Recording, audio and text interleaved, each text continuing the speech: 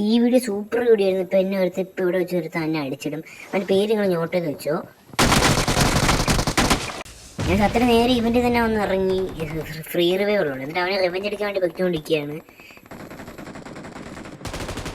അത് ഞാൻ ഫിസ്റ്റ് ചെയ്ത് കൊല്ലാന്ന് വെച്ച് പിന്നെ വെച്ച് വെറുതെ കൊല്ലാതെ വെച്ച് വെറുതെ എന്തിനാ പാവല്ലേ. ഇപ്പം എന്നെ രണ്ടുപേരും റഷ് ചെയ്യുന്നുണ്ടെന്ന് കണ്ടു. ഒരുത്തനെ അടിച്ചിട്ട് നേരിട്ട് ഹീൽ ചെയ്യുന്ന വെച്ചിട്ട് ഞാൻ ഒന്നുകൂടെ റഷ് ചെയ്യാന്ന് വിചാരിച്ചു.